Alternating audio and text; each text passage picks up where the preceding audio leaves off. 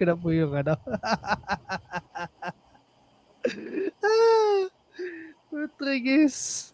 Ay, nako. Yun nga, like I said, nung isang gabi, I am worried kung saan na if, yun nga, if former President Arroyo or then now Congresswoman Arroyo, and then Mm, the Dutertes, try to take over the house, which I doubt na they can do. But, mm, it's still a possibility that they can take over the house. And may mm, well, the only way they can take over the house is, buhayin or mapilit yung mga current house members after the 2025 elections na oo, sumapi ulit sa PDP. But I doubt that gagawin nila yun. mm, I don't think they're gonna do that. Yeah, as far as I'm concerned. mm, And yung kay tatay naman, sa Senate, mukhang malabo din. I don't think he's gonna go for it. mm. Like, kung ano ko na lang nun eh.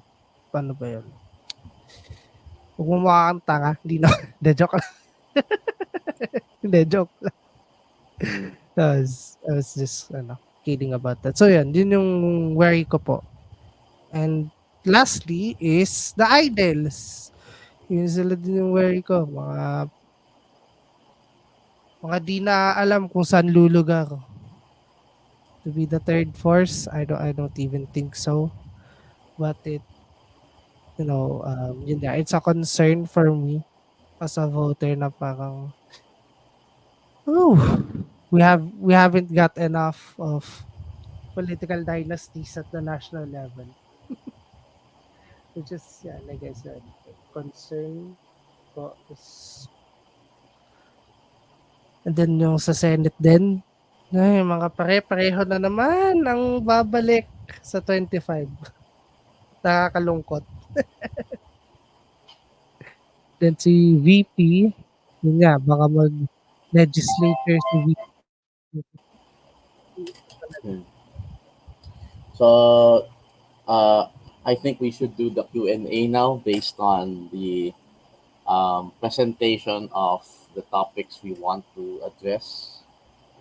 So, ano yung unang tanong? Ano ba yung gusto nating matumbok ngayong gabing ito? Yun nga, about po dun sa 2025 namin. Mm, Medyo, ano siya, half predictable, half unpredictable in my view.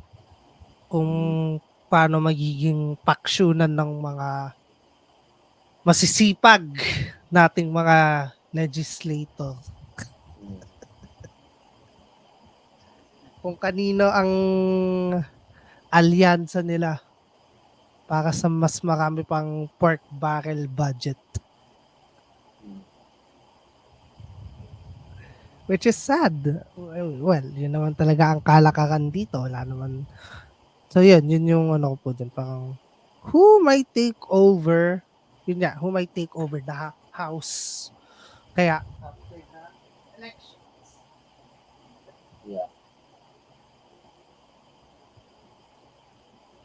Yeah, based on I think to answer your first question, it has to revolve around how strong the administration party is when it comes to um, coalition building, rainbow coalition building in the lower house, because I do see that the current party is going to retain its leadership in the House of Representatives due to the fact that the current speaker is currently assembling his machinery early on, um, not only towards his seat, but also towards um, the seats of his allies in the CMD. So we have to remember that the speaker also holds a significant sway in the party list coalition, which of course is they're gunning for the top spot because the speaker's wife is actually the head of one regional party list in Region 8. And they are planning to gun for two more seats in the party list coalition. So let's begin with the administration side because it's easier to assess their movements. Number one, they have to remain they have to remain intact on the issues that they're trying to uh, cater to the public, most especially on the matters of China, on the matters of constitutional change, and also on the matter of hunting down Kibuloy. Because I think that's the cycle that they're trying to that they're trying to target, since the administration right now is trying to distance itself from previous powers that were very influential in the last administration, and we're focusing, or we're referring to the Duterte administration. So Yep. they have to keep that intact, and I see most of them are already moving that path when we talk about policy, no, and when we talk about prospects on the midterms, and also the LGUs are also trying to be more or less unilateral this time around with their support of the uh, administration. So they're going to get the good graces as well. Okay. Now, in my view, the former president and also former Speaker Arroyo would give good graces to Romualdez, especially if Romualdez does not poke the bear, which is Secretary Vice President Sara. Okay. So I Mm. heard and I've read current articles that Romualdez is trying to act as if he is regretting that they are having some sort of um, bad relationship currently with the VP slash DepEd secretary.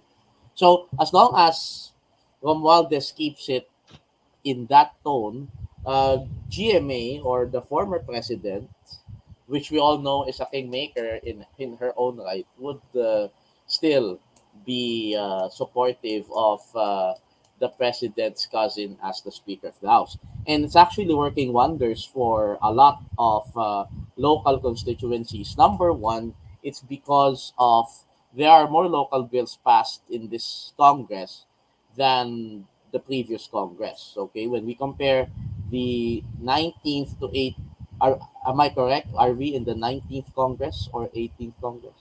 Yes. Oh yeah, all right. Thank you Yes, for we're in the 19th Congress po. yeah, yeah. Thank you for clarifying. So when we notice, the 19th Congress has more local bills, no, compared with the 18th Mm. Congress, and that's because they are really trying to localize everything, because they know that once they localize these areas, any coalition of opposition groups in the midterms would not really be successful in their run. Okay? If there ever will be an opposition candidate that will win, since it's harder to run in the opposition side, as always, it would only be one.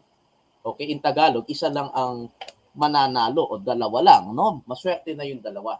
Okay? Siguro Oo. isa ang lulusot sa oposisyon, whatever coalition that may be, no? So, uh, that's what they're doing right now, and sadly that's also their strategy in forcing the PI, or the People's Initiative, Pe- which I don't Yep. think would pass this Congress, but would pass in the next Congress, since the administration has a stranglehold over these politicians, no? And um, that is also a typical disaster, or a typical fallibility of our ever so critical, or ever so lambasted elite democracy. So ang dali kasing, alam mo yon, no, madaling mag-gravitate ang mga padrino sa isang administrasyon, lalong-lalo na if the Yep. money is pouring. Okay? So kaya madali lang manalo ang mga re-electionist na yan, no? unless there's a local movement that's happening, just like what happened in the 2019 midterm elections, Yep. wherein it doesn't mean na ikaw ay kampi sa administrasyon ay 100% panalo ka na. Like in the case of Isko, Oo, hindi. Vico Soto and Francis Zamora, no, which Yep. we all heralded was like they tipped the scales to their favor, and that can also happen in 2025 because um, by looking at 2025, maraming local officials ang maaaring tumakbo for national position, no? So Well, kung national, to, wait, to debate that would be I another just time. I just wanna say po na if they ever wanna go to a national legislative office, most likely that would be in the House. Ibang That's usapan talaga yung Senate eh. I don't count the lower house as national. It's just local. The Senate is national. But the congressmen, yet yes, they are allowed to pass laws that are national in scope, but that also has local dilemmas, no? Magpapasa ka na national law kasi may kinabang din naman ang iyong constituencies, di ba? So again, it's still a local Sabagay. thing, no? Ang senador ang national talaga kasi you're heading powerful committees, you are allowed to vote or to revoke treaties engaged by the country, bilateral man ito or Yep. multilateral, and you also have the right to suspend any you know um, declarations of martial rule in local areas, no? Malakas kasi ang Senado sa kapangyarihan, no? Ito yung magsisilbing uh, reasoning bakit ko sinabing local ang mga lower house nating mga legislator. Okay? So, of course, Okay po. that's the administration's movement so far. We're not yet sure what will happen in the election season because anything can happen. As always, we're not counting it Yep. out. But we are already articulate enough to understand where it's going to head, right? So it's already automatic that the House would remain in the administration's hands. Now let's go to the Senate, wherein there are 24 independent republics, right? So in the Senate, familiar names are Supposedly. still there, namely because of our name recall mentality. And you can see there that most Hmm. of them are representing macho style of leadership. No? Just goes to show that the patriarchal mentality is still there. No? Maybe not patriarchal, but Yep. they see these people as palaban, or they care for the poor, they are more experienced. So those are the three nuanced viewpoints we can take from the latest surveys that are coming out. Of course, we're not counting it again out na baka magbago pa ang mga numero. Supposedly, if there are things that are um, not uh, liked by the public to those candidates, no. But again, it's all about coalition building also in the Senate, no. So ang inakatakot natin, no, as always, wala nang mga nananalong independent voices sa Senate, at lalo lang Or tayo bago. malulugmok sa dynastic politics because I mean, let's admit the fact that if the older Duterte ever wins the Senate, no, because I'm not actually believing the statement that he's not going to run. I really believe he's going to run because it would create another Oh. a vacuum for those who are under him, no? Especially yung mga medyo palatable pa na kandidato na kabilang sa supposedly totoong oposisyon, no, if we are to be politically correct about it, no. So if he runs, that would create a vacuum. It would just be another episode wherein the Senate has now been filled by political dynasties, no. At ito nga yung sinasabi ni Professor Ronald Mendoza about this, no. itong sistemang ito ng Senate dynasties, dati Qin dynasties lang ang mayroon. Ibig sabihin, nagpapalitan lang, Yep. nagmamanahan lang ng pwesto. Supposedly in the case of Cayetano and Pimentel, no? Yung mga, even Angara, no? Na ang mga ama nila Mm. ay mga prominenteng senador, yung mga anak ang nagmamana ng kanilang upuan, supposedly. No? Same goes with Ginggona Yep. because Senator TG was also a son of a former senator, right? So, Senator. yun yung Yep. Qin dynasty. Ngayon, ang nangyari kasi, the more we progress over the years, lumalaki yung tinatawag nating Fat dynasty. Ibig sabihin, may mga Yep. magkakapatid na nagsasabay sa Senado. Ngayon, dahil Tulfo, may dalawang Tulfo na lumalabas, no, dito sa listahan ng Okta, ibig sabihin niya na ang meteoric ng rise nila magkakapatid, and I think that's due to their media mileage and their matapang, bruscong personalidad na gusto ng mga tao dahil nga they are Yep. marketing themselves as tagapagtanggol ng naaapi, tagapagtanggol ng mga hindi gumagalaw sa gobyerno, so on and so forth. So, hindi natin namamalayan na ito ay isang halimbawa na ng Fat Dynasty already reaching the uh, clangs of the Senate. And I'm not only singling out the Tulfos, no? I'm also going to name the Cayetanos, the the Estrada Ejercitos. Well, Fat yung ano kasi, sir, yung sa Tulfo kasi, I just wanna butt in.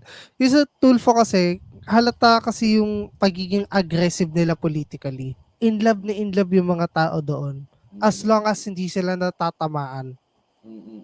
Kasi may takot sila eh. Nakikita nila kung paano magsalita. Salita pa lang, kakabahan na yung mga yon. Eh, kaya for me, parang hindi talaga gagawa ng kalokohan yung mga ibang tao kapag nakaharap sila. Kahit, to be honest, parang wala naman talaga silang police power to, pero yun nga, like I said, pagdating sa verbal rhetoric, dun talaga, parang yun na yung Yeah, policing power nila. yeah, because Hanggang that's doon lang. hanggang dun lang. So, kasi ang tao naman sa Pilipinas, wala namang pakialam kung may nangyari sa mga inaaway ng, kunwari, ng mga tulfo. Wala silang pakialam. Ang importante, optics na inaaway mo yung mga ganyan tao, di ba?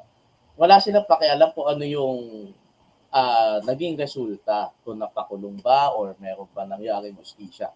Wala silang pakialam doon, no? Sadly, that's the case of how goddamn dirty and disruptive the justice system is. Because if there's a stable justice system in this country, they won't even bother to, hindi sila mananalo, no? Hanggang radyo na lang sila, 'di ba? Parang ganito lang 'yan eh. Imaginein mo si Rush Limbaugh or any other radio heavyweight in the United States would be like that. 'Di ba? Eh dahil nga matitibay ang korte sa Amerika, hanggang radyo na lang ang mga taga-media, no? And I'm not saying na lahat ng naging media personality na nagsenado may pagka ganon. Wow. Ang sinasabi lang natin, because of their macho personality, they are, you know, they are credited as heroes or champions of justice, no? So, kaya naging meteoric rise kasi matagal ng brand yung Tulfo. No, nung araw pa sa kuya nila. So, napamana niya sa mga kapatid niya. Ngayon, nung una, they are regarded as mavericks because hindi sila nakikipolitika. Inaaway nila yung mga politiko. No? Binumura nila, which is a good thing kasi na-channel nila yung frustrations ng publiko. Ngayon, ang problema niyan, no? Magmumukha silang tanga pagka ipinilit nila yung ganung mentality sa Senado or even in the presidency. Well, nagmumukha na ng tanga yung isa eh. Oo. Kasi parang dinidemand niya. Parang ano siya eh, parang alam mo yung vocal authoritarianism. Yung bang ang authoritarianism niya ay sa Yung, ano? Ganon. Magsalita ka! Ganon, mga salita na. Kasi mga bobo kayo, yung mga ganon, di ba? Pero, pagdating sa loob, hindi na otoritarian. Kasi pwede ka naman maging otoritarian ng ano ka lang, nangungurot ka lang, pero may nangyayari. I mean, ako, mas takot ako sa mga ganon, na bulong-bulong lang, tapos bangkay ka na sa huli. Kesa yung mumurain ka, hanggang doon na lang. Matatakot ba ang mga gago sa ganon? Eh bakit? Di naman sila, nagpapasikat lang naman din yung iba dyan. I mean, honestly, the Senate has been abused to the point na aren't you supposed to make laws or create resolutions? Even kahit na resolution, medyo walang bisa yan. Batas. wala naman talagang visa po yung resolution in the first place eh. I mean, kahit nga yung mga investigasyon. Because the Senate is only limited to recommendations. Diba? Kaya nga si Senator Gordon noon, magdadakdak siya dyan, wala naman. I mean, unless there's merong kakampi mo ang administrasyon, may siguro mangyayari. But again, that's hindi pa nga nakasuhan si Former Secretary Duque. Hanggang doon na lang yun. Although kasi, ito kasi yan, no? Ang sasabihin kasi ng mga tao, at least may sinasabi kaysa wala. Tama naman yun in one point. But again, yung problema natin, wala nga execution about how to put people in bars. Behind bars, actually. Kung talaga nagkasala, kasi matagal ang procedure. Diba? Kasi ayoko, alam mo sa totoo lang, ayoko na yung parang hinahabaan pa yung palabas. Diba? Para lang yan ganito eh. Kung legal ang death penalty, hindi ipapatay na. Tapos na usapan kung if that's the way to equivocate justice, then so be it. Hindi na yung ang haba-haba, ang daming drama. Dun sila nagkakaproblema eh. I don't really care if may drama pero may nangyayari kasi wala. Ang problema niyan, ang mga tao, hindi sila ganun karasyonal sa pag-iisip ng ganun. Basta nakikita nila na lumalaban yung mga ganyan. And I'm not only referring to the Tulfos alone. I'm also referring to other senators who have done that. No? So again, yun yung concern ko na may fat dynasty na. And it's also hindi na mimitigate yung dynasty. No? Which is bad because the Senate used to be home of intellectual heavyweights. But alas, wala na. I mean, meron nga dyan, senador no? Ang aga-aga mag-add. Blind item to Hindi, kasi nakaka-visit nga. Alam mo, hindi natin kasalanan kung ilalaglag niya yung kapatid niya, mag-isa na lang niyang ilaglag. Wag na yung kung ano-ano pa sinasabi sa Senado, di ba? Totoo lang, napaka nakakahiya. Naabuso din naabuso din po yung privilege speech bullshit na yan eh. Mas lalo na dito sa Pilipinas. I mean, sa US siguro meron pang points na valid yung may kailangan i-retain si privilege speech. Pero dito kasi, it's really more or less it's becoming an expose of something. No? Although, I really suggest dun sa mga katulad nyo na manood ng Senate session, no? Not Senate hearings. Senate sessions, dito mo malalaman kung sino yung karapat-dapat mong ihalal at sino yung dapat mong hindi iboto. Doon mo malalaman kung sino yung may utak at sino yung wala. No? Huwag na tayong magpaka-plastic dito. Yun na talaga yun. Okay? Diba? Hindi naman ako katulad ng mga iba dyan na kung ano-ano mga pinagsasasabi sa mga entertainment personalities, wala naman sa kalingkingan nila yung binabanata nila. Kumbaga sa alahas, yung isa diamante, yung isa pet na ng baso. O, di ba? Hindi, kasi nga, kaya ako nabanggit yun. We're just stating political realities in this, kaya ako nag-blind item kasi nakakahiya nga yun eh. It's our right to say that. I Mm. mean, it's not even political. It's actually parang personal na yun. Parang bang, wala bang etika to? No? Nakaka-concern lang. Because ngayon lang ako nakakita ng ganyan sa buong buhay ko. Totoo. Okay pa sana kung pinagtatanggol ng, well, hindi naman sa tinotolerate ko ang korupsyon, ano? Mas okay pa yung Mm. pinagtatanggol mo na ang kapatid. Kasi kapatid mo. Hindi nakakaparapan, nilalaglag. Pati rin sa mga, doon sa sinasabi natin kanina, may sinasabi yung kapatid, kahit magkakapatid kami, iba-iba kami ng prinsipyo. Anong klase yun? Di ganun din, iisa rin kayo ng surname. Tanga. No? Nakakahiya talaga. Well, maski ako, di ko naman na yan nata sasabihin eh. Like, probably. Ewan ko. Basta ang akin lang, sasabihin ko lang, well, this is out of politics. This is about real life na iba kami ng ng kapatid ko pero nag-get along well naman kami from time to time. No, I mean, we don't need to compare.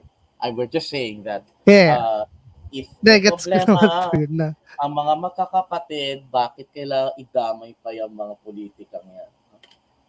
I mean, I used to distinguish Philippine politics like it's a family affair, no?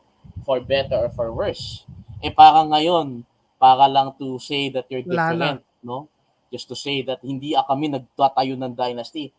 Gagawa ka ng mga polls na away.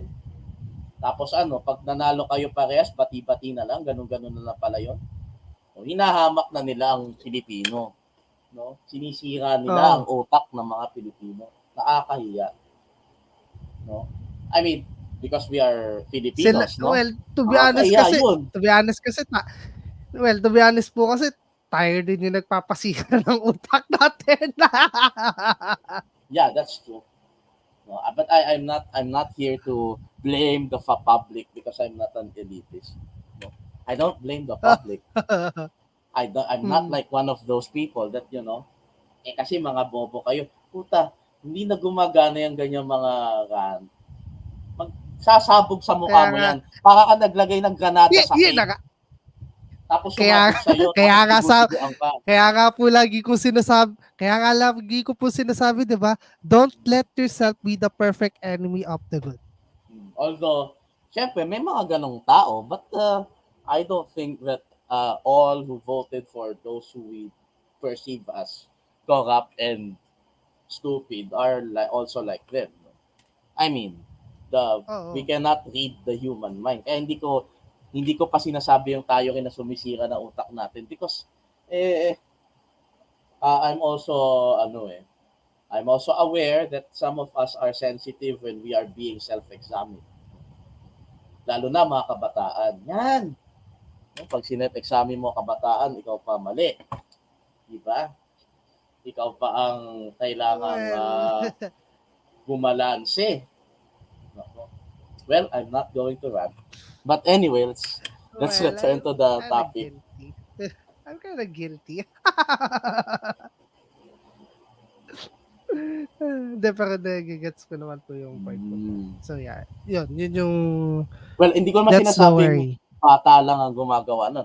Pag matanda na ang ginanon mo, ayun na. Masama din ang mga salita. Diba?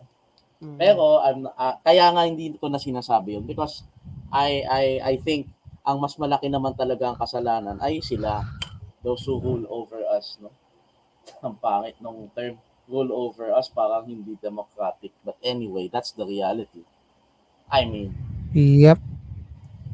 I mean, as a person who's been in politics for a little long, no? They really do, no? Pagka sinabi nung wala na ako. Pag yung senador na, sige, hilutin mo ako sa likod. Ihilutin mo talaga sa likod. Hindi mo pwedeng gawin yung ginagawa sa pelikula na kaya mong itatwa, kaya mong i-backstab, malabo pa yan. Di ba? The stakes are against you.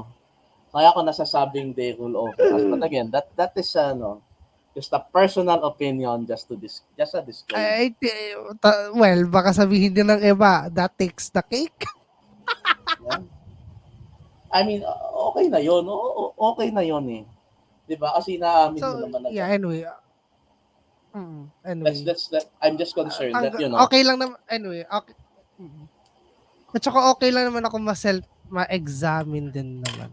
Siguro, yun nga, may konting pushback, but anyway, never mind po that. We get the point naman na that's different, of course, since oo. personal yung ano na yun. Mm, mm, mm, mm. Yeah. So yeah, anyway, I mean, okay. I don't Yun nga. really, doesn't matter kung may ibang opinion yung iba regarding that. But again, I'm just observant.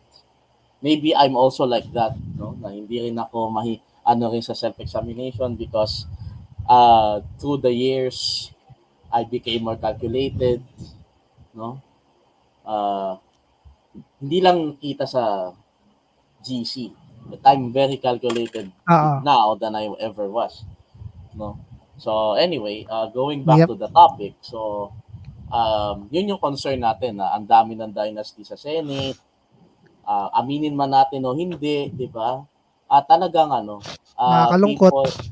people are losing, they we still don't vote wisely, no? Which is sad. And just to again a disclaimer, ito ay dahil na rin sa uh, it's because of the optics that the Filipinos are trying to portray. Or lagi tayo nakatuon sa optical politics. No? Walang substantive na nabubuo dun. So, kaya nakakalungkot talaga. No? Anyway, moving on. Mm. Uh, yung tungkol sa Marcos versus Duterte, I would like to give some points on that. Number one, Again. Yep. the Duterte faction would try to portray itself as the opposition. And they have every right Oh, to do so because in the statistics, mas madami silang base. Mas madami silang supporter. oh. So, kaya nga Yep. ang sabi ni Kashem, malakas pa si Duterte and rightfully so. Malakas-lakas na rin kasi Mm. 31% eh. So, ito kasi yung style nila. They're going to uh, really knock the doors loudly on matters that they disagree with the current Yep. administration. Siyempre, kasama na dyan yung foreign policy. Cha-cha. No? Pangalawa, Chacha. Tama. Pangatlo, yung mga nangyayaring irregularidad sa gobyerno ni Marcos. No? Yung smuggling, yung PCSO. I mean, I actually watched the SMNI rally. No?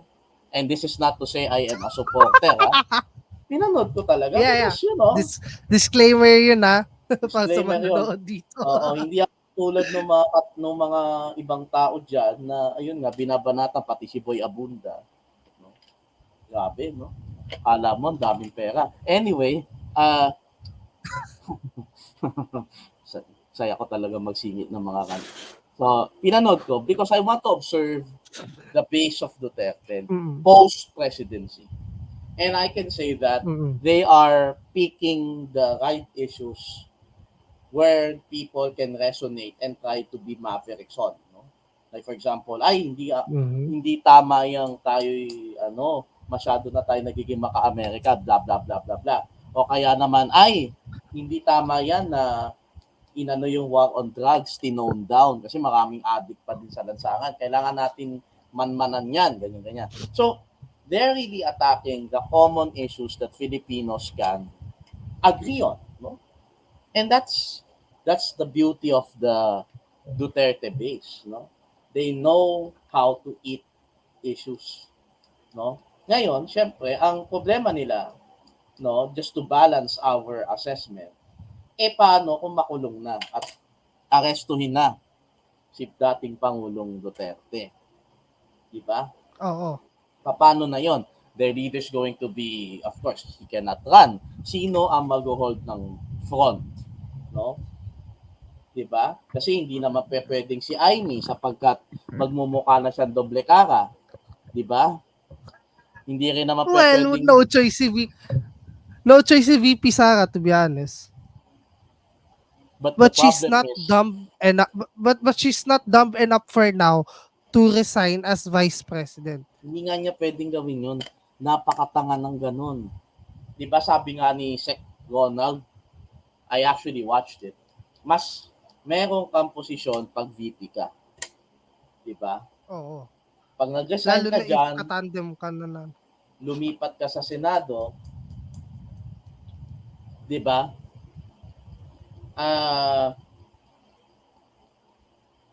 Mahihirapan ka kasi you are not known for your legislative milestone, no? More or less naging Yep. mayor siya for a long time. So, mas meron siyang experience sa executive side.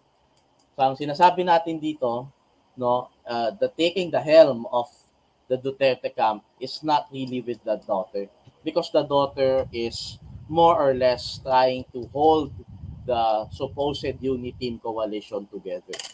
Yun yung nakikita ko. So far, so good. Kaya, sumasama siya sa rally ng... So mali yung sinabi mo po 8 months. So mali yung sinabi mo po parang nung last year or so na magwawatak na. Magwawatak siya dahil nga, wait lang. I'm going to defend what I've said. Magwawatak na kasi hindi naman lahat ng supporter ng Uniteam ay hardcore Duterte supporter. Oh, tama, di ba? Well, I would agree with that. Ngayon, yung mga makamarcos ang lumalayo kasi. Tama, mali. O, tama. Kasi ang dami ng nababastusan binago sila. Oo. Tsaka ayaw nga nila na stance towards China. Okay, that's the main dividing factor. Kaya ako nasabi magwawatak na kasi malakas na ang mga ang koalisyon ng mga Marcos sa Congress at sa Senate naman. Well, placated na yung iba. So, what we're trying to say here is that the Duterte base is the one who is finding it more convenient na intact pa rin ang unity. Okay? Especially yung mga makasara. Yung mga makadigong, yun nga yung yun yung nagre-reactionary sa paglayo. No? At ang kanilang main machinery, SMNI, media nila yun. Media organization nila. Well, yung mga yung mga pseudo political vloggers din nila. Ay, oo. Di ba? Foreign policy nila. No? Alam mo, balikan ko lang po din yung sa China policy about na ano yung sabi po na inaano ng mga loyalistang supporters? Yeah. Ito yan na napansin yung ko. No? Pinanood against ko rin ba yung, or against sa stand sa China yun. ni Duterte. Ayun. Okay, sila nag-amplify no na may gentleman's agreement. Mali yun, ganun. 'Di ba? Sila nag-amplify no because that's the dividing factor. So, again, nakakatawa na wala daw gentleman's agreement pero nilaglag nga siya ni Akla. Oo, ni the pride of UP, no? Sarcastically nilaglag siya harap-harap. Hindi siya nilaglag. Nilaglag siya harap-harap. Hindi nilaglag. Diba? Nadulas. Iba yung nilaglag. Hindi naman yan lalayo sa kanila. I mean, I am not sure. Palo ka na naman tuloy yan, Arieta. Oo, nadulas siya. Hindi siya naglaglag. Ang iba ang nilaglag sa nadulas. No? Hindi naman naalis sa coalition nila yan eh. Unless siguro may pera, may silaw. Di ba? Ay, okay. Nagets ko na kung paano yung laglag na nangyari. Si Atty. Vic Rodriguez nga pala. Wala yun. Alam mo, nabibwisit nga ako sa coalition nila, no? Tinitira yan ng mga DDS nung una na, ay, kurakot yan kasi nagkakaroon ng nag-a-approve ng mga order, wala naman galing kay BBM. Tapos nung nagalit na sila entirely kay BBM, bumaliktad naman yung Rodriguez na yan, lumipat sa side nila, wala na silang masabi. Para lang din yan yung mga after ng firing. Ito lang, may comparison lang akong gagawin. Di ba yan din yung nangyari sa sige. Sa yung mga nagagalit kay Romualdez, pero nung pinitch na ni Romualdez yung Open FDI, wala na. Lumambot na. Di ba? Kilig to the bones. Kinilig na yung mga bayag at saka mga kiki ng mga yan. Bahala sila, wala akong pakialam. Putay na. Totoo naman yun eh. Kumbaga parang Tapos tinapatan magagalit. Wait, ito nga din po eh. Tapos magagalit yung mga Duterte na baka maging successful to even though this could come out as a worse, parang for better or for worse. Ngayon, galit sila. Na sa panahon ni President Junior, baka lang 'di ba? Baka lang makalusot yung sa constitutional change on the economic provision na hindi nagawa ni tatay. Alam mo ba hindi magawa? May mga gabinete si President Duterte na hindi rin pabor sa constitutional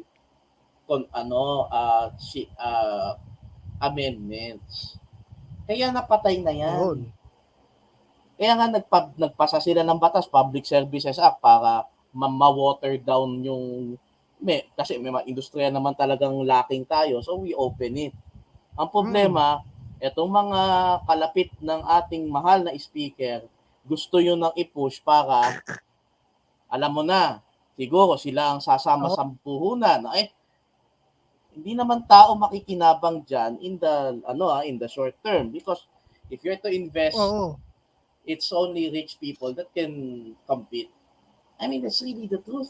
Yeah. I mean, those who are hindi yun marirealize hindi yun marirealize ng mga pseudo political intellectual lalo na yung natin. Katulad ng tapos sumasama pa yung mga polsay na dun sa kultong grupong yun, mahiya kayo sa sarili nyo, please lang.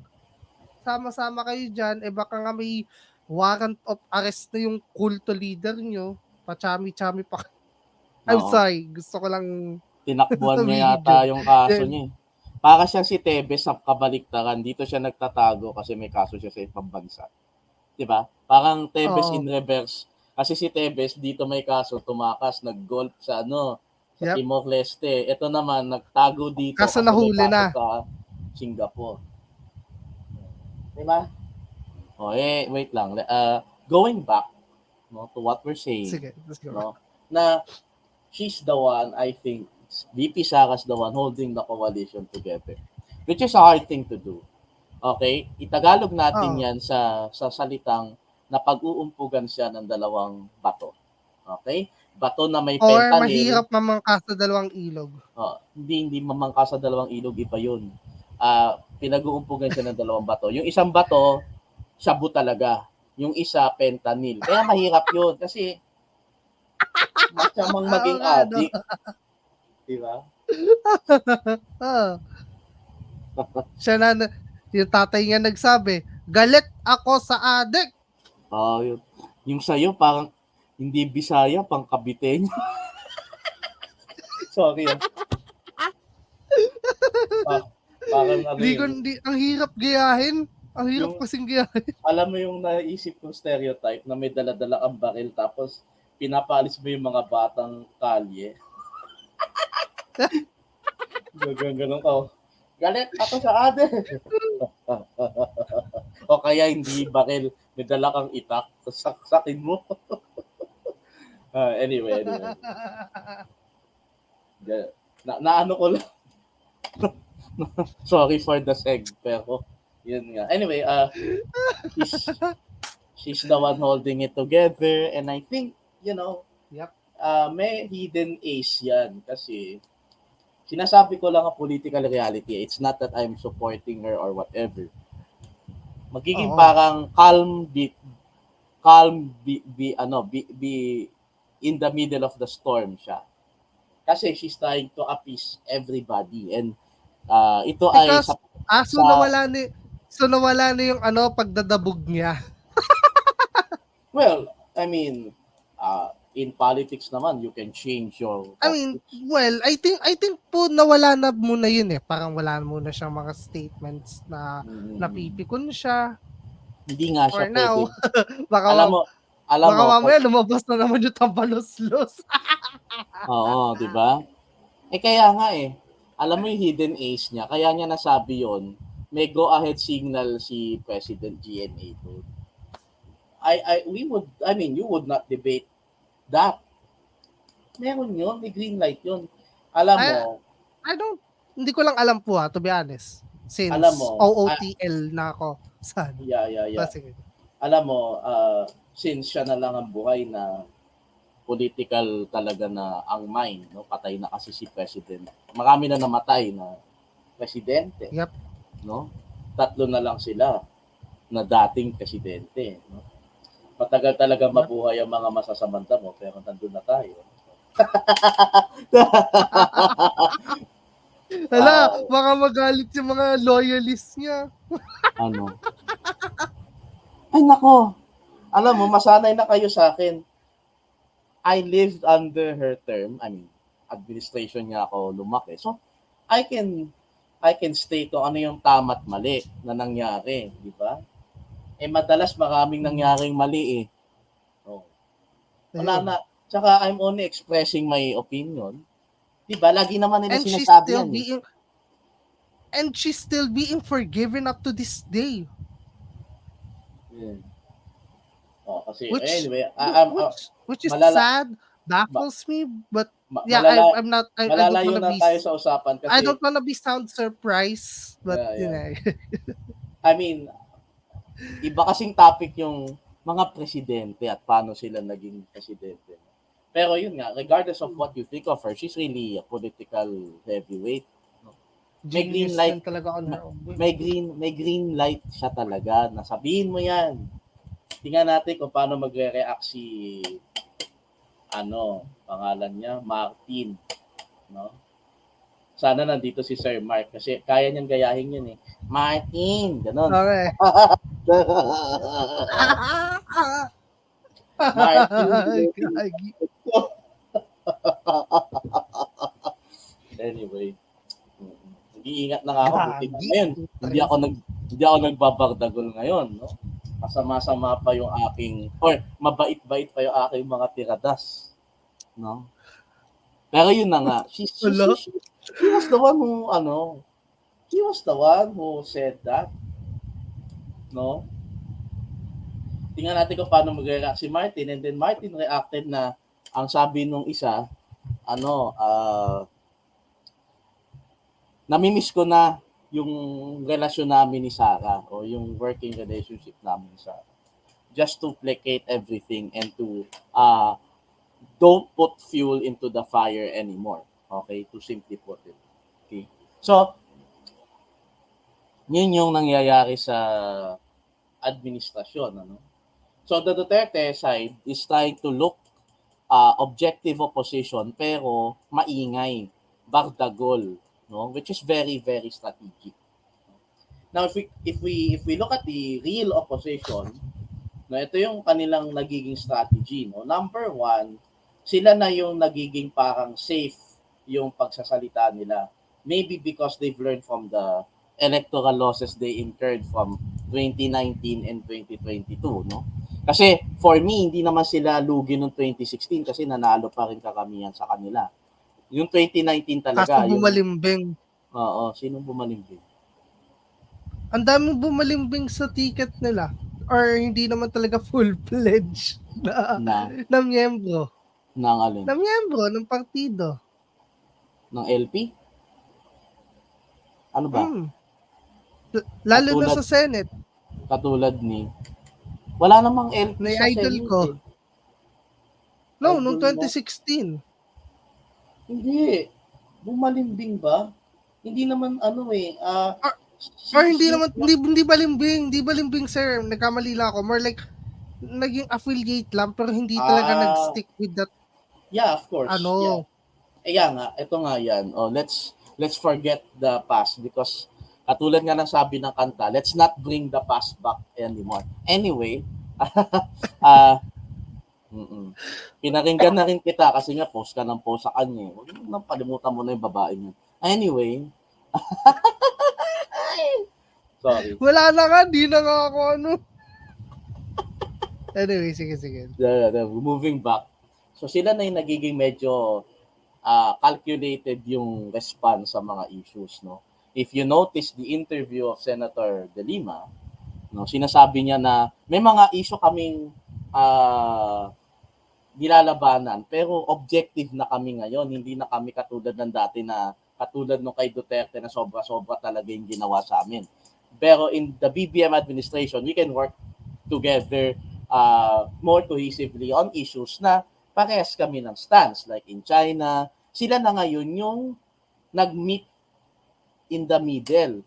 No? Kung iyong papansinin, no? in your radar, yung mga issues na gusto ng mga Marcos loyalists like in China, gusto rin ng oposisyon. No?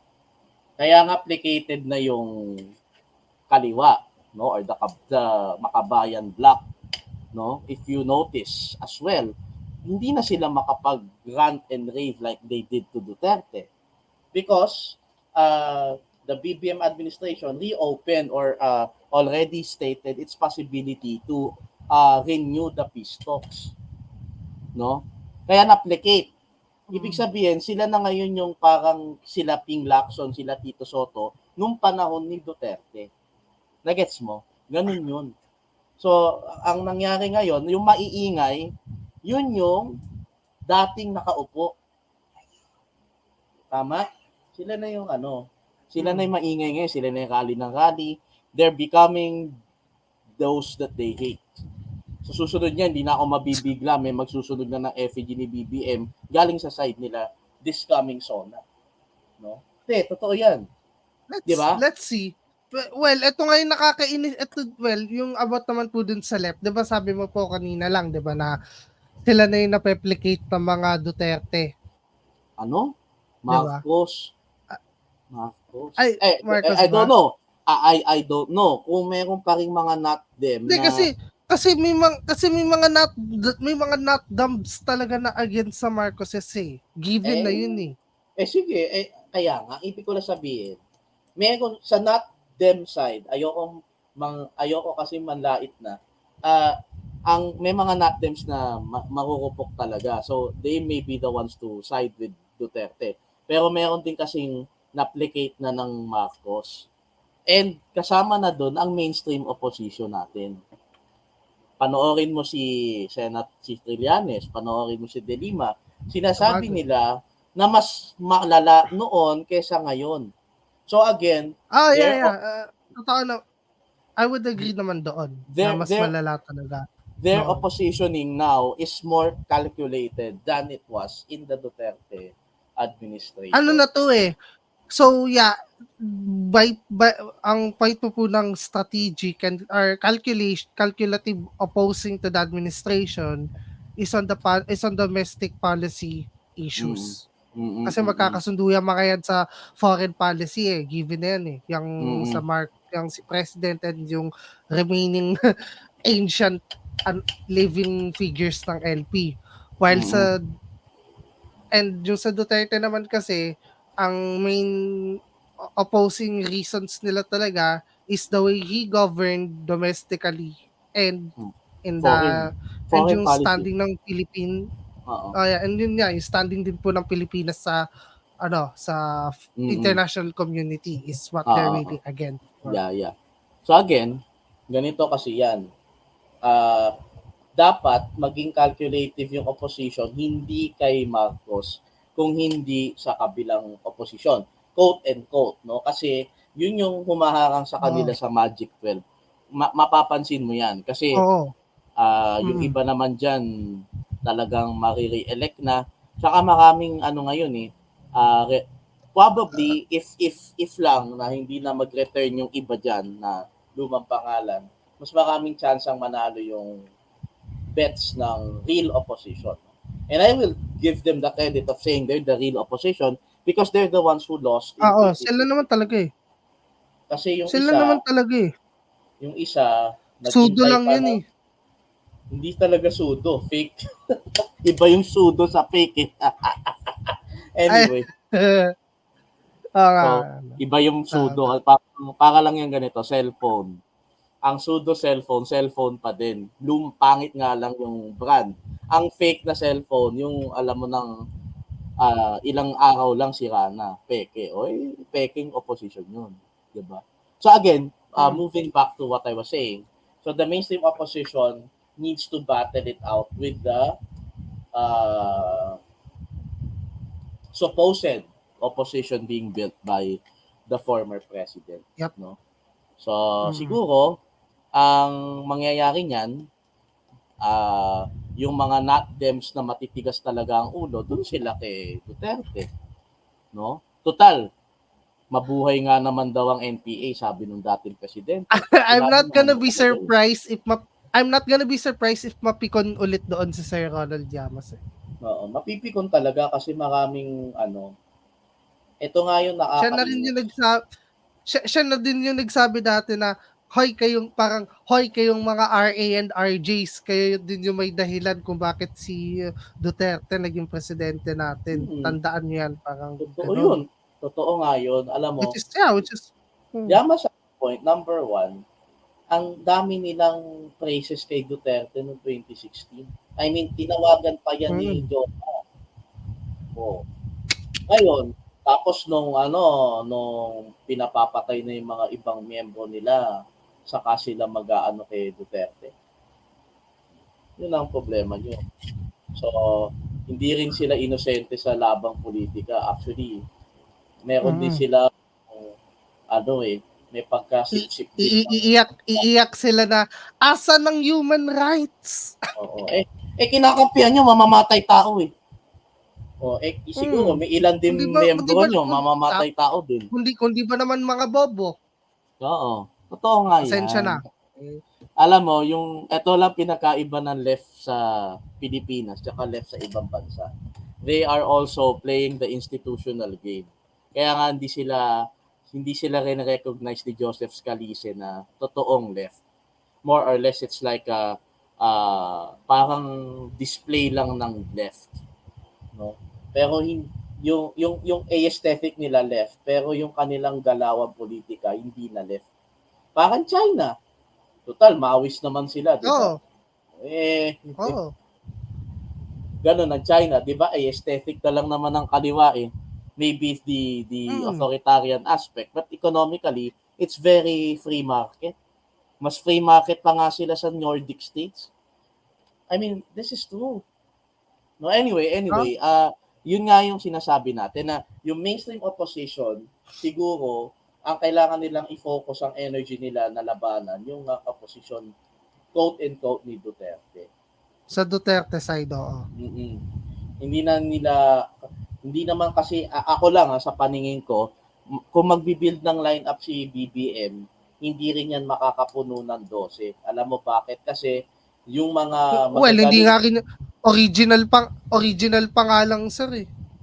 Kung original pa lang ang tukuyan natin ng lineup, hmm, hindi rin tama ka, hindi makakabuo yan. hindi makabuo. Iba talaga yung GMA eh. Sabay ganun eh. Kasi si GMA nakapag-12 ka. 2004 may 12. 2007 may 12. 2010 na lang Hindi talaga naman nagkaroon ng laglagan. No? Kasi may kinampihan siyang hindi naman iba. talaga ata well, hindi naman original yung mga yon, I think. Yung anong original. Senate candidates yan in Ay, terms hindi. ng Original yun. 2004, 2007. Wag, may mga bumaliktad kasing opposition kay GMA noong 07. Si Ed Angara, oh, si Tito Soto, ano pa nga ba mga pangalan nila? Marami. Si Tessie Aquino Oreta, bumaliktad, nag-GMA siya. So, kaya ako nasabing iba yung GMA kasi nakapuno siya ng 12 niya. okay. Ngayon, after si Pinoy, well, yun nga yung medyo peke kasi nilagay mo si Cayetano sa coalition mo, Yung binabanatan kang 2013. Abnoy yun. Binanata siya Abnoy, tapos lalagay mo. Oo. Hindi yun Tas galit totoo.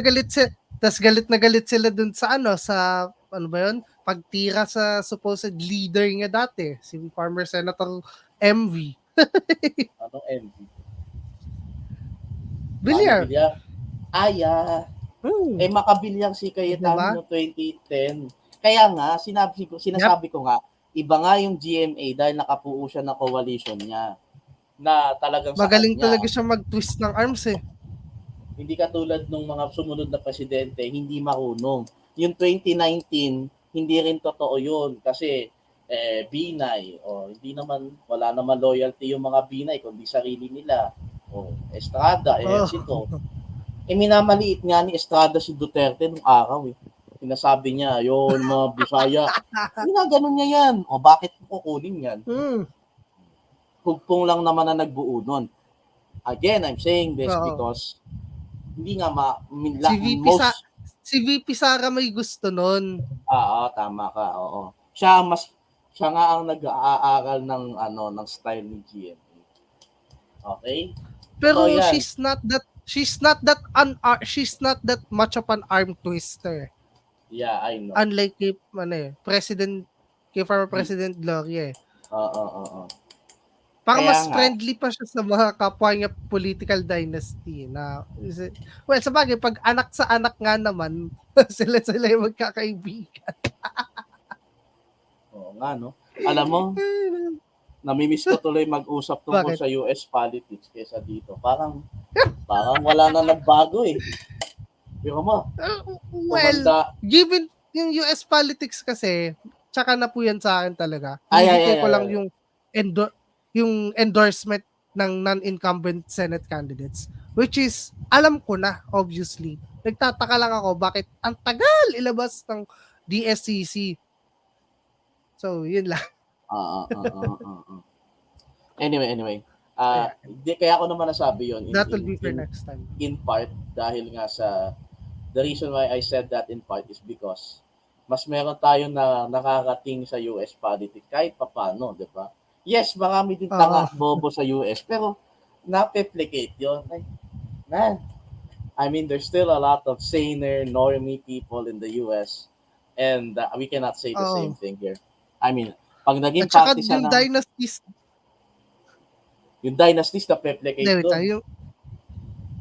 Well, patay na rin yung mga ibang dynasties doon. So. Oo. At saka parang ayaw na nila, nire-reject ng tao yun. Like, yun lang yung kudos lang sa US na gano'n na nare-reject nila. So, yun nga lang, yung hyper-partisanship dapat ang hindi gayahin. Talagang napaka-polarized na ng Amerika. So, sana di mangyari dito yun. Although, pinipilit nung iba. Mga Katoliko pa nga, di ba? Naturingang gano'n. No? Mga taong may pananampalataya. Gano'n naman ang ugali. Di ba? Puta, ano pa bang para naman tayong hindi nag-aaral ng Panginoon niya. Nakakahiya. Coming from religious, quote-unquote, people, men of faith. Hindi naman men of faith ang kinakalat, men of politics yan eh. Wala. Diba? Tapos yung mga Pilipinong for that idiotic guy just to say, we own the libs, all of that shit. Iwanan niyo na pagiging conservative niyo. Conservative in name lang kayo. Next time na sila, napipikon ako. Di ba nakakapikon? Sino sila eh. May Lino, tsaka may Sino. Liberal in name only, conservatives in name only. Yep. Hindi na uso yung Dino-Rhino kasi hindi naman na yun kumbaga. Wala namang yun eh. Patay na yung mga yun eh. I mean, hindi mas patay na sila literally. I'm just saying na sobrang polarized na nga na US politics. Wala nang ganon. Kumbaga, clear na siya. Rarity in US politics. But going on to what I'm saying, nasa na tayo sa PH politics. May isi-share sana akong video. Wag na tayo mag-video. Gusto ko panoorin sana natin. Saglit lang! Sige na sir, saglit lang. About connected naman to dun sa politics na episode natin ngayon. Di ba ka, sabi ko nga may media gig na tong si Tanga. Gines niya yung kakilala ko, which is I'm kind of disappointed to that person. Pero wala naman ako magagawa. Choice naman niya makipagkaibigan doon. Hindi ko naman siya sisiraan about it. Ang akin lang naman is he made a mistake in my view. But I just want to share it kasi gusto ko makita yung reaction po dito about this interview ni Damdam. Ayan dito. Tada! Woo! Ang pogi! Sige, Napopogian ka dyan. I wanna Mukha ngang sarcastic inchik lang yan. yun. It doesn't it doesn't ring sarcasm. You have to put words into it. Anyway. Sorry. Wala akong masabi eh.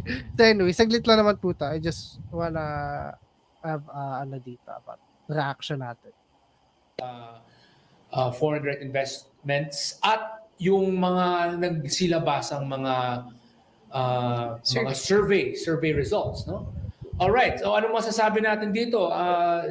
Justin Manila, what do you think about what's going on here? I think kasi a lot of people are actually reacting na parang konti lang naman pala yung sumusuporta of the constitutional amendments. Kasi if you will see the Pulse Asia survey, medyo it's quite misleading in a sense. I think I wrote something about that on my Twitter page. Kasi if you will look at the results, kasi medyo concerning dahil just like what the legislators are saying sa mga interviews nila, parang the questions are not really in connection with the current measures na filed in both houses. If you will see the questions there, sobrang ang pinag-uusapan lang natin, di ba mga sir, 3 economic amendments in advertising, in education, and then what else? Advertising, education, Public and services. public services. Pero pag tinignan natin yung survey, it actually says that instead of just advertising, the question was pati media as a whole na, 'di ba? Instead of just talking about the three economic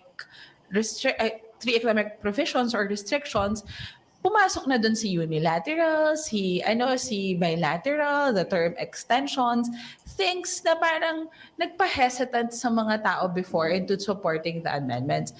I was listening to experts like yesterday, listen to you. You were like saying that the Sino kaya? RBH 6 and RBH 7 are actually conservative. Diba? Yes.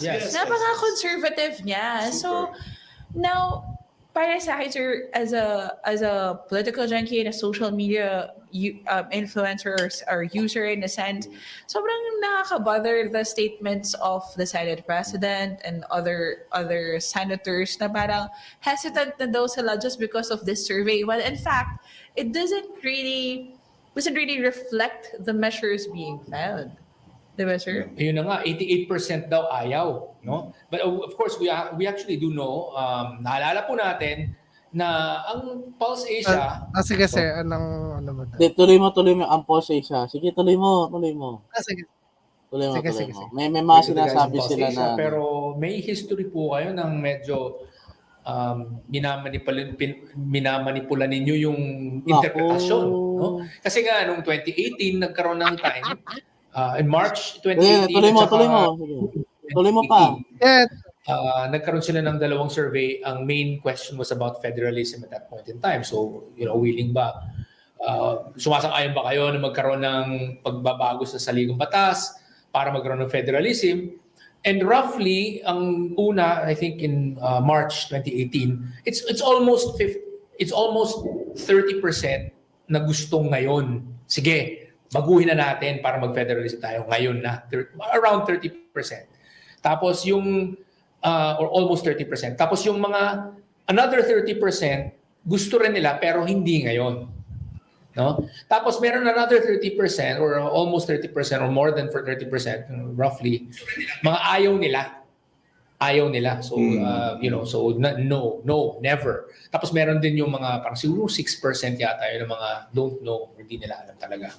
So, yun yung lumalabas. Ngayon, pag pinagsama natin yung mga gusto, which is both the yes now at yung mga yes later, ano yan? Actually, more than 60%, almost roughly 60% yun. Kasi nga, almost 30%. You can stop it now. I mean, ito lang yung problem ko dun sa comment nung kakilala mo. Number 1, para kasi mag-gauge natin ang pulso ng tao, dalawang researchers ang kinoconduct, no? quantitative surveys like Pulse-Asia, SWS, and Okta, and Publicus, and other surveys. And then you have the qualitative surveys. No? Ito yung ginagawa na ngayon ng SWS more about hunger, no? About are you feeling off better than last year, yung mga ganun. So, these really are the common surveys that the major institutions use to really see or to know ano yung timpla ng tao, di ba? Kumbaga, kaya mas maraming quantitative surveys dahil nga sa it's actually more measurable and more determinant, okay, in delivering certain policies that the public might want, no? So again, ang tinanong kasi dito is something that the public does not understand, no? So dun pa lang mali na yung correlation kasi hindi naman alam ng tao ang federalismo. Hindi nila talaga yan Oo. kumbaga it's a very complex thing. Maski yung FDI na Yep. pinopromote nila, ang hirap intindihin yun ng common tao. Kaya nga tinanong ko si isang supporter niyan na paano mo parsimonize yung konsepto ng FDI sa mga manginginom sa kalsada, sa mga taong Oo. sinesurvey niyan. Kasi ako, in all transparency, alam ko kung paano nagsusurvey sila. Okay? It's wrong for me to say na minamanipulate nila. 'Di ba? Kasi ganyan din yung sinasabi pag election na pag hindi pabor sa yung resulta ng ng numero, ang dami mo sasabihing negative ukol dun sa nagpa-survey, which is very wrong, no? Kasi hindi pabor sa kanila eh. Ang ginagawa niya ngayon ni Orion is inaano niya, pinapagsama niya yung yes now, yes later. Hindi mo pwede pagsamahin yun kasi yun ay subjected to qualitative reasoning, no? Ngayon, ang hindi kasi ginagawa ng PALS compare sa SWS, hindi nila yon pinapaliwanag in a more simplified way, no? Yung kanilang summary of results, hindi nila masyadong pinapresent, no? In a very tactile way. So, yung numbers na kaya nila hinati yung dalawang yon, okay, para maintindihan ng mga nanonood sa atin, no? Kaya nila hinati yun kasi iba yung dilema ng mga gusto ng mag-federalism sa gusto later.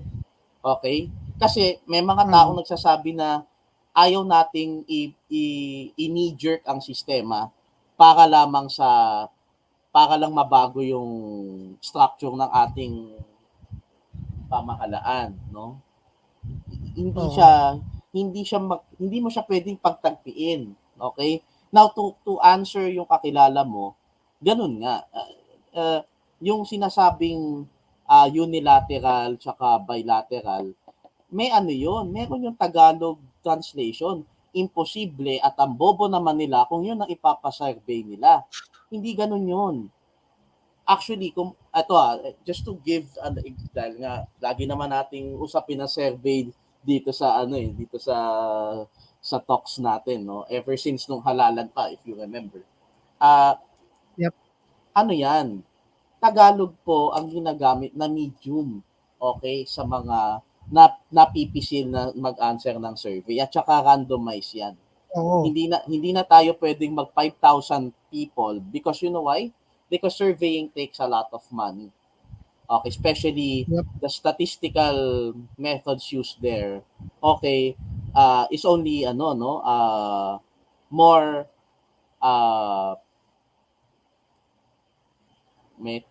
I'm trying to look for a term. Magnified, ayun. The results are more magnified if it is minimal. Okay, because now you are allowing your future surveys to be more intrinsic in exploring the results or exploring changes. 'Di ba? Kaya yun ang dahilan bakit 1,200, 1,500 binibigyan mo ng chance na yung next survey mo mas may malaman pang maraming resulta. Okay, quantitatively, no? Kasi pwede siyang magbago, no? It may not be drastic, but may magbabago at magbabago dyan. Kaya nga siya dinidivide per class, yun na nga yung class. Per class, age, sex, region, okay? Yun. Okay, kaya nga hindi lang ranggo yung titignan mo, hindi lang qualitative yes or no ang titignan sa survey, no? Kaya Madami yan. to answer your friend or your former friend's criticism of the survey, What? okay? Ano 'yan? Tinatagalog po 'yan. Pinapaintindi nila sa tao 'yan. At saka kung sasabihin nitong mga 'to, bakit hindi niyo i-disclose kung paano niyo ginagawa yung treatment of data niyo? Against data privacy 'yun. You cannot share your Oo. statistical At saka data wait, to anybody because it might be copied and mm. sila ang magpo-pursue nung survey. Hindi ba At nila sila pa alam ang 'yun? at sila pa mag-credit grab. Ayun nga. Kaya nga, 'di ba, tinuturo 'yan sa senior high school, sa research. Hindi niyo pwedeng pakita yung Oo. treatment of data niyo kung kani-kanino lamang except for the panel and within your group of researchers. Oo. Diba? O sa college nga, ganun eh. 'Di ba? Hindi mo basta-basta pwedeng Unless mapatunayan na dinaya 'yon o minanipula 'yon kasi kailangan bilang at saka puwede lang ipakita yung mismong research data if it's gonna be shown to a public forum. yeah. At saka ganito, no? Ang in fairness naman sa SWS at sa PALS, pinapakita naman nila yung methodologies nila. Now, saka Oo. mo sabihin na rigged yan, basahin mo muna yung methodology nila. Hindi mo pwedeng tirahin yung salita kasi automatic yan, kinoconsult yan na i-translate sa Tagalog. Kasi alam naman nating lahat na maraming hindi nakakaunawa ng English sa ating bayan. No? Meron yan, Oo. may translation yan eh na nakasaklong, naka-italicize. 'Di ba? Kahit naman sa Oo. sa gobyerno, yung reply kunyari, hindi mo nagugustuhan yung serbisyo ng isang ahensya, may Tagalog na translation. It's actually required. So, Mm. to say that hindi na daw maunawaan ng mga tao yung mga binibigay nilang term, may Tagalog 'yun. Ayaw kasi nga yung yung economic provisions would always entail political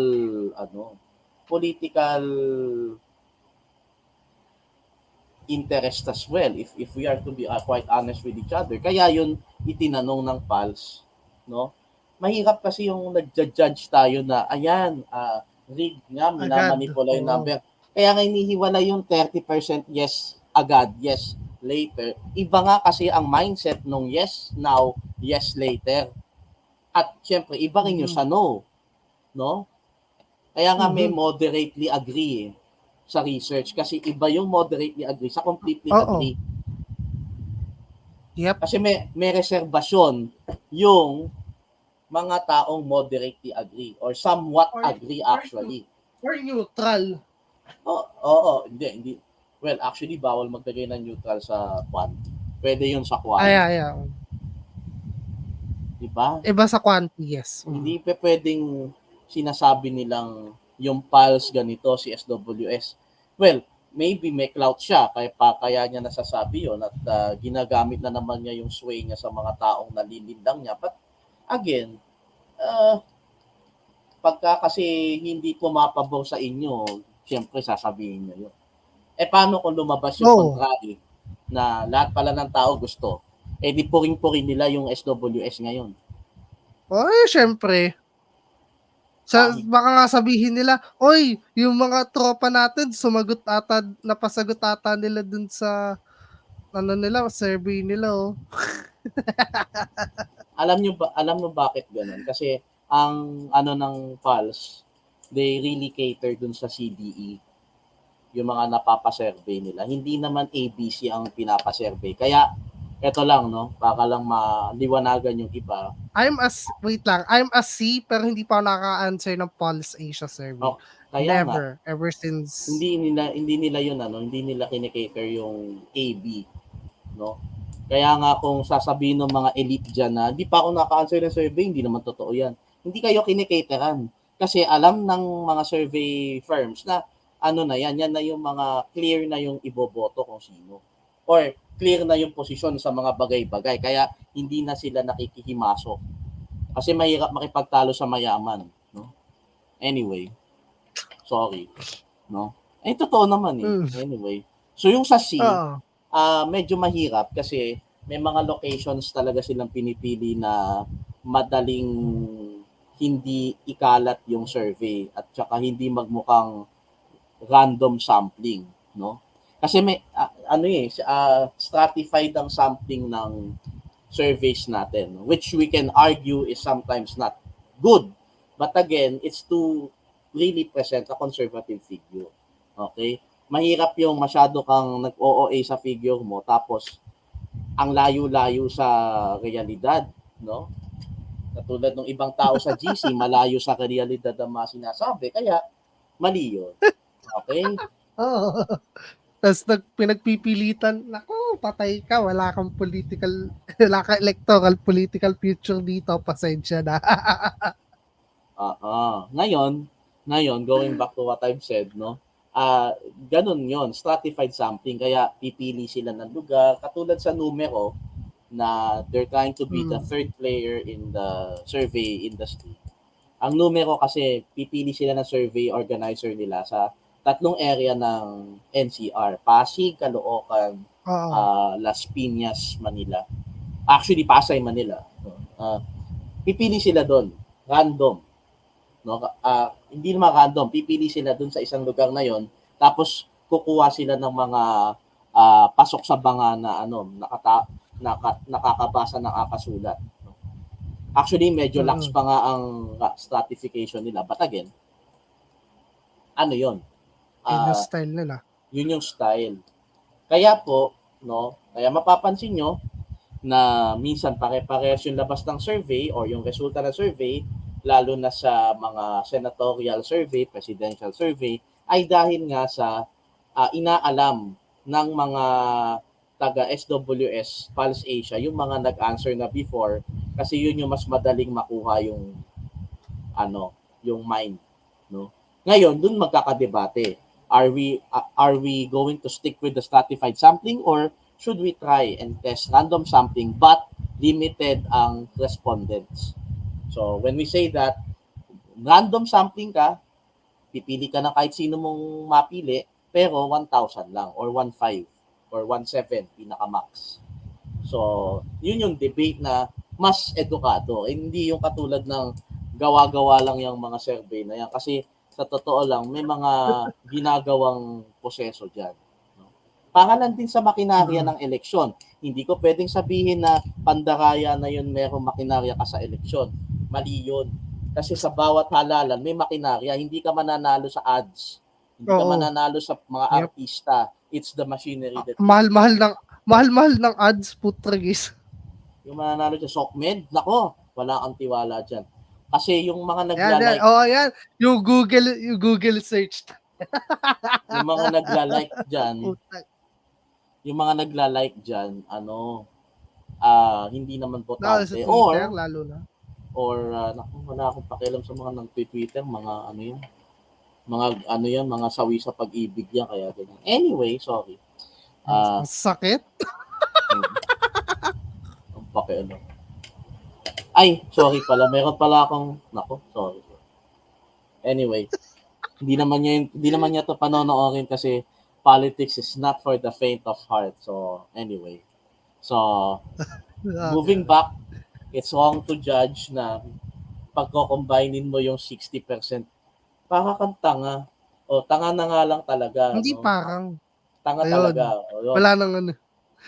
Ang pangit kasi na yung yes now, yes later, pag-iisahin mo, o di ang dami na namang napurnada kasi magdedebate na naman na walang hanggan yung mga yan. Alam niya yan. Kasi isa siya sa in-invite noong 2018. Ay, nako, Panginoon. Hindi, ito pa nga po, ito pa nga yung other things na di paano pag madami yung hesitant na nose? Ayun Di iyak kayo. Ang natural, iiyak yan sa banyo. Ganun naman ang gawain ng mga talunan, di ba? Iyakin sa banyo. Anyway. Sorry. Not sorry. Oh, not Mm. sorry. Oh, ito Ano, pa, sino to? sinabi pa nitong lintik na puta. Ano, ituloy ko. Ay, hindi. Huwag na natin tuloy kasi alam ko na. Sige, si Dr. Santos ba yan? Yeah, tuloy mo. Yun na lang and then after we're Kilalo. ending. Sige. Story Yeah, about yeah. it. Kasi as you said nga, more were really inclined. Kasi yung question na yun, dalawa yung tinatanong eh. Hindi lang kung pabor ka o hindi.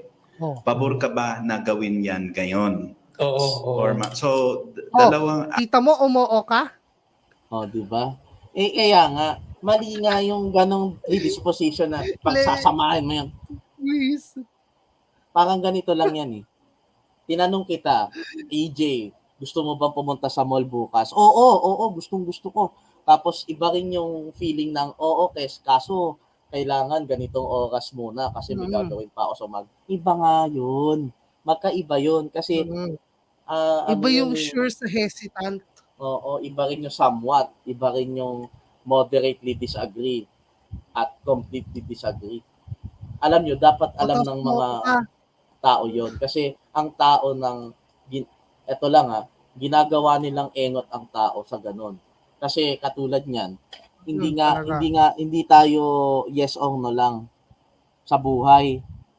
Ganon na lang nga sa ganong correlation, hindi ka na talaga makakakuha ng ng decent assessment of results.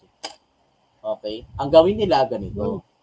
They have to parsimonize everything they're standing up for and let the public be informed. Saka sila magreklamo sa mga survey. O kung talagang sila, doubtful sila na paniwalaan yung mga lumalabas na numero, magpagawa sila ng sarili nilang survey but make it scientific. Ayan correct. Magano na kayo ng survey nyo. Visit ko. Dami-dami naman. Huwag yung gamitin yung dami-dami namang dyan. Huwag yung gamitin ng Facebook kasi hindi yun accurate. Kasi may mga katulad na may mga miyembro kayong matitinik 2 beses boboto eh. Tapos sasabihin nyo democratic kayo. Sige, democratic pala yung 3 beses bumoboto sa ganyan. Grabe. Anyway. Ay, naka, Panginoon ko. Now, ngayon, ang dapat nilang baguhin sa ugali nila, yung bang pagka na-challenge na sila, kung ano-ano na sasabihin nila sa mga umo-oppose or medyo may haalinlangan sa ganyan. Sasabihin nila, you're siding with the oligarchs. Aminado sila dun sa group page nila eh. Aminado kaya sila sir dun sa motto ng group page nila. You're na siding with atakihin ang mga senador na anti-reform. Atakihin yung mga anti-reform daw. Ayan. Kaya nga eh. May nangyayari ba sa ganyan? 'Di ba? Para rin kayo mga not them eh. Di ganun din pala. Ang pangit ng nila. Ang pangit ng communication nila, to be quite honest. Now, siguro yung mga taong na-win over niya, I cannot judge. I don't even know them personally, but they have to be cautious about joining him because that man is not meron na yung past na hindi natin kaso I want to use your word po sir, this catchphrase of yours na kultado ng utak ng mga sumasama sa kanya. Unfortunately. Totoo naman yun. Hindi, I mean yung mga bagong pasok pa lang, may chance pa yun. Pero yung mga katulad ni Uriel, wala na yun, kultado na isip niya. Diba? Tapos itong si Open FDI na nasa GC natin, hindi nga siya mag-guest dyan. Paano kasi alam niya, bibirahin din siya. Hindi rin niya kaya. No? Diba? Boy Abunda. Kala niya, magaling ang lawyer ni Boy Abunda. Kala niya. Totoo. Kaya nga di yan nakasuhan nung hindi siya nagkaroon ng issue nung meron siyang binulalas na sa artista. Alimutan ko kung sino artista yun eh. So anyway, bago tayo mag-end, yun nga, gusto ko lang sabihin na, you know, we have to moderate a lot of things when we talk about constitutional amendments or reform. And we have to make sure na yung power ng establishment, like the oligarchs in the politics, most importantly, are mitigated. Kasi pag economic provisions yan, lalo lang lalakas yung mga pwersang, alam nyo yun, nagko-contribute sa paghihirap ng bansa. No? Especially, alam naman nating lahat na political dynasties yung makakaming political dynasties na lugar, yun po ang top 10% na pinakamahirap sa Pilipinas. No? So dapat, if the political angle is followed, mas merong consensus. Kasi yun ay alam na ng lahat ng sektor eh. Kaysa yung economic provisions, maraming tatamaan dyan. No? Siguro merong makikinabang tayo kasi marami na tayong papasukan na school, kunwari, services. But again, parang sinasabi mo na hindi kaya ng Pilipino magreforma sa sariling paa na hindi naman totoo. Hindi naman ako naniniwalang sa totoo lang na do we need other institutions from abroad to say and to produce good students or good workers? No. Kasi ang tuturing mo diyan magiging blue collar lahat tapos economic libertarians kayo, hindi nyo gusto yung magtataas sila ng sahod. Wala yun. Maraming tatamaan talaga. Tapos ganito pa mangyayari niyan, di papasok ang mga school na foreign. Hindi naman nila susundin yung they will fight for their academic freedom. They will say na we will impose this kind of tuition regardless if walang papasok sa aming marami. Because we can afford to lose the branch in the Philippines because we have branches everywhere in the world. Wala silang lugi din ang mga estudyante. No? 'Di ba? So again, they don't see the other side. They don't even try to self-examine katulad ng sinabi ko kanina. Yung tungkol dyan. Ang iiyak nila lagi dyan is, lagi na lang yung mga hindi nasusunod, blah, blah, blah. Laging Lagi naman sila nasusunod, blah, blah, blah. Nasusunod. Kailan ba nasunod yung mga taong katulad nila? Sa totoo lang yung mga framers ng 87, wala namang kapangyarihan yung mga yun. Kaya nga hindi nasunod yung ibang provision hanggang ngayon. Because after nila magawa yun, di syempre, pinabayaan na sila. No? They may have been appointed to other positions in government, but they have limited powers beyond of what they are designated to manage. So, yung mga katulad na sinasabi ni Malcolm kay Justice Ascuna, sabi ko nakakahiya naman na titirahin mo yung mga ganyang tao. No? Jakol pa ang gusto mo. Ikaw nga dyan mahilig magjakol siguro. Diba? Ang pangit ng mga ganong salita. Diba? Sinabi niya nag-post siya pasensyahan tayo Ikaw ang nagsasimula ng mga ganyan Wala ka man lang biro mo. Wala naman siya sa kalingkingan nun. Hindi nga yan nata nakatapos. Kung nakatapos man, computer science. Hindi. Alam mo, yung ibang mga non-pol-sci, ang tingin sa pol-sci na course, irrelevant. Kasi walang pera. Kung hindi ka mautak at madiskarte, wala talagang pera. Diba? Di katulad sa ibang field na makisip-sip ka lang, makipag-sex ka lang sa higher officer mo, mataas na agad position mo. Okay, medyo. Alright, I think it's time to yan. Hindi ko na mabubura yun, pero I think it's time to end the recording. No, I'm just saying it in a situational way. Pero yun nga, so we have to moderate a lot. If you want a kind advice to me, yun nga. Diba? So, yun. So, I guess that would be all for tonight na. Nasabi naman na natin lahat ng dapat natin sabihin. Wala akong masyado nasabi, but yeah. Sige. Wait lang. Ano pa? Wala na. So yeah, it's Wait lang. Wait lang. Anong it's Iniisip whack? ko pa. So yeah, it's whack yung ano na yan, yung reklamo nilang yun about sa survey talaga. Mm-mm. Diba? Like, don't ever forget na there's na that you can ask to a quantitative survey na yung part ng yun nga somewhat, diba, na category and the question, and yung sa 2025 naman kung sino yung well ay kung hindi pa rin papasok yung mga si Idol as a candidate for the Senate, iba na lang iboboto ko or baka di na ako bumoto at all. Kasi kahit anong good impression ko dun sa mga baguhan na na ano ko na natipuhan ko na po talaga, eh alam ko naman di sila mananalo eh. Yun lang yung nakakalungkot doon na situation. Pero hopefully sumabog yung Duterte brand. I mean, not literally. Parang, kasi hindi rin mangyayari yun eh, obviously. Hindi mo mangyayari. Makapangyarihan. Nandito pa rin ako. Makapangyarihan po sila. Hindi ko kayo papabayaan. Yan. Yun na lang.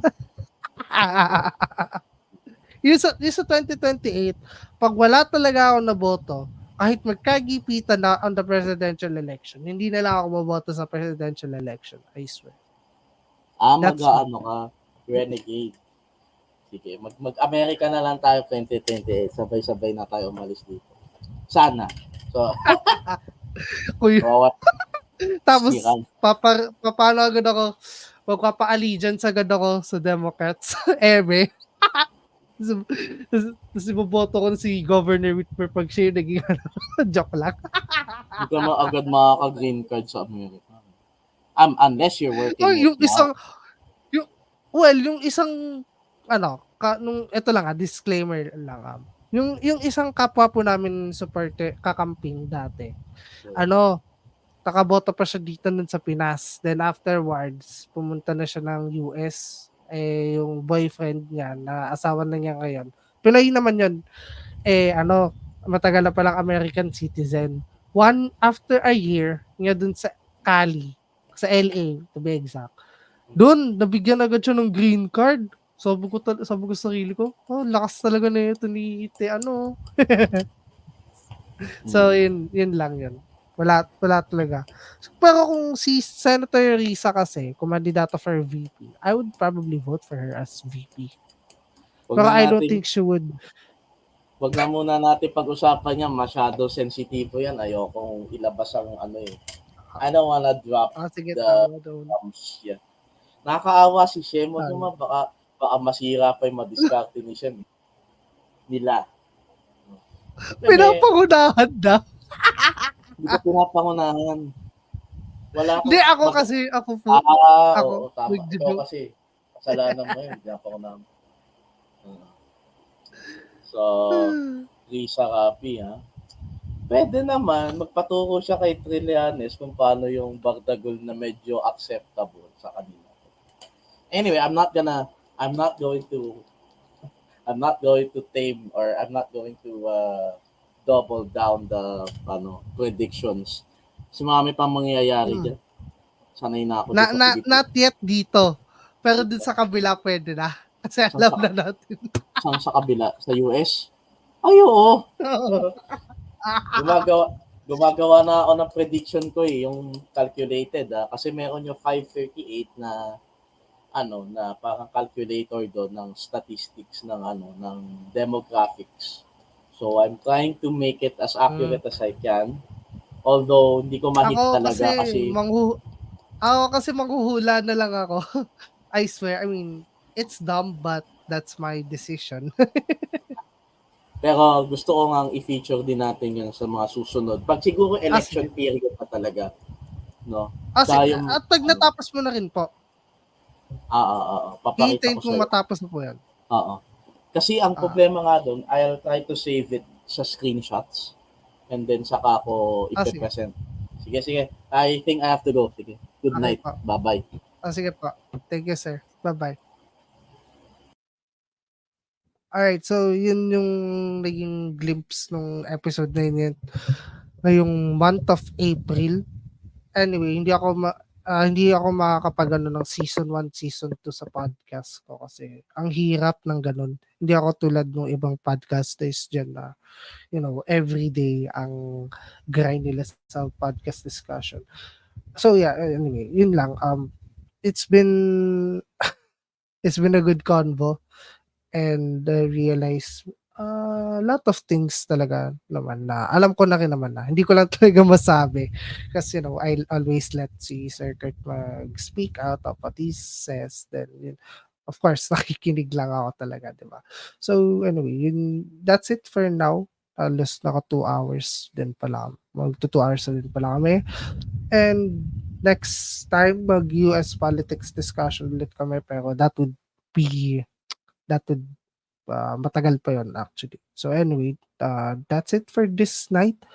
And this is me again, EJ, and signing out. Thank you guys.